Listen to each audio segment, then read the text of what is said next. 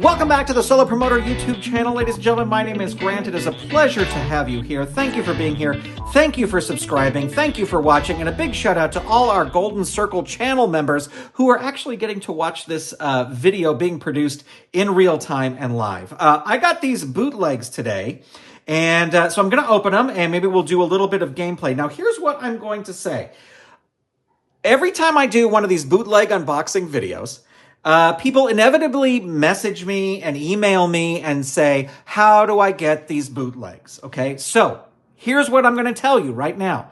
I will put the link to the thread where I got these bootlegs in the description, in the show notes for this episode. So if you want to pick up these bootlegs and you're like, how do I get them? How do I go get them? Just click where it's the little description is by where the date that it was published. Click more, and then in there you will see a link to where I got these. Now, I can't promise that these are still available at the time that you're watching this and at the time you go get them. I will also say these were bootlegs for charity, so they weren't free. I did make a donation to charity in order to get these bootlegs. So if your number one question is, how do I get these bootlegs? I've just answered that question, okay? All right, so let's open this and see. This is from Will Harrison, and let's see if I can, we'll get out the old Excalibur here. And this may not work because of the packing tape that's right there. But let me see what we can do.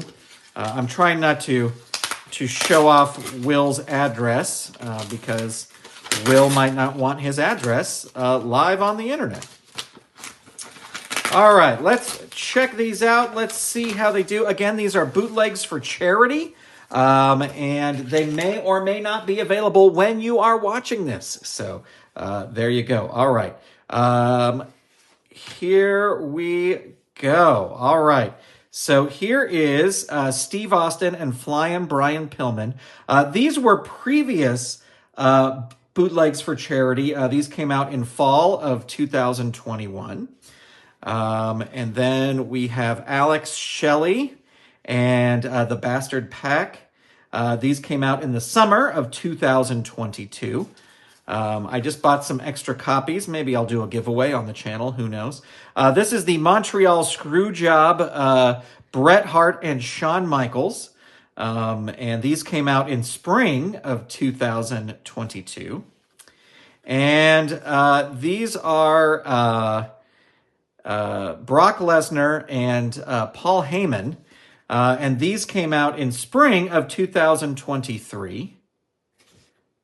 And I forget the name of these guys. These are from MLW, but we've got the Samoan Werewolf, Jacob Fatu, and Joseph Samuel. Samuel? I think I'm saying that right. These came out in winter of 2021. Now, there were a new set of cards, and I guess they weren't included in this. Maybe Will is sending them separately. I will have to reach out to him. Again, if you want to reach out to Will and try and get your hands on these cards, you have to look at the link in the description. But these are still pretty cool. His new cards are Edge and Christian, or I guess Adam Copeland and Christian. But these, he made some of his previous ones available, and I decided to pick them all up so that I could have them, extra copies of them. Some of these I already have, some of them I don't. And so anyway, there you go. Let's do a gameplay. You know what I think would be fun? Well, let's do Brock Lesnar versus Jacob Fatu. Just to me, that sounds like the most interesting matchup here. Out of this, of course, we'll have Paul Heyman in the corner. And here we go. All right, Brock Lesnar and Paul Heyman. Well, Paul Heyman's not going to be wrestling, of course, but against Jacob Fatu. And he is a 1, and Brock Lesnar is a 2. Now, Paul Heyman has this little chart on here, and it says Paul Heyman is an asset to his wrestlers both inside and outside of the ring. He's capable of motivating his wrestlers to great heights with his inspiring interviews leading up to the big match. Unfortunately, sometimes his build-up can also incite a dangerous rage in his opponents. In addition to the normal manager interference chart, which reminds me, we'll put... I'm going to swap that out. We'll put down outside interference, ringside distraction. Use this chart before the match to see what effect Heyman's promos have. So let's roll it here. We get a 9. Heyman's pre-match rhetoric enrages the opponent. They charge at the ring bell and start the match with a vicious attack. Opponent starts on level 3 offense, but their disqualification increases by 1. So Jacob Fatu is actually going to start on level 3, and but his disqualification will go from a 5 to a 2. So let me scoot these over a little bit.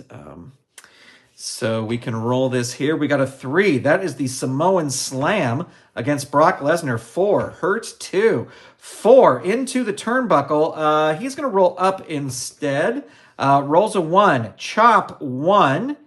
And Brock Lesnar reverses it on level 2. Overhead belly to belly. So that advantage Jacob Fatu had is now gone. 2. Hurt 2. 1. Turnbuckle shoulder rams 2. 5. Hurt 2. Let's see. Sorry. Into the turnbuckle. He's got a B. He will throw him into the turnbuckle. And it is a B6. It's a reversal. Brock Lesnar goes in. B11. Bounce forward in an incredible neck-breaking clothesline. Well, it looks like Jacob Fatu has that advantage back. And you know what? I just realized that this card that came with him has a distractor rating. So I'm going to put that in his corner. So each person has a corner man. And now Jacob Fatu is going to roll on level 3. 2 out of the ring. Brock Lesnar tossed out of the ring. He's got an A rating, but it's an 11. The opponent comes out of the ring and tries to hit you with an object like a steel chair. The referee comes out and warns him. Jacob Fatu shoves the ref. He may be disqualified, but I think Joseph Samuel will try to distract here. So a 7, he is able to distract. So Jacob Fatu, not distracted, smashes Brock Lesnar with a chair, throws him back in, and he's going to roll on level 3. Swanton Bomb Choice G. So yeah, Brock Lesnar's power is probably pretty good. So Death Jump. Jacob Fatu going up. Death Jump rating is a B there. B7, so that's a big clothesline from the top. Jacob Fatu rolls on level 3, and there is the mighty moonsault. Target 4. This is a pretty hard-hitting match. So Paul Heyman is going to distract here. He's going to use his distraction. 8. And he gets it. He's able to get it. So there's 1 fatigue for Brock Lesnar.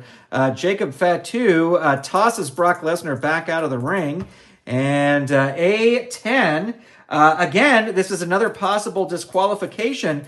He's going to have to roll it here because he's got no more distractor ratings left. And the target is going to be 6, and the roll is a 5. So Brock Lesnar wins via DQ over Jacob Fatu. We'll say a big brawl erupts after that. So there you go. There's some new bootlegs. I will keep you posted, and I will let you know when the Edge and Christian bootlegs arrive.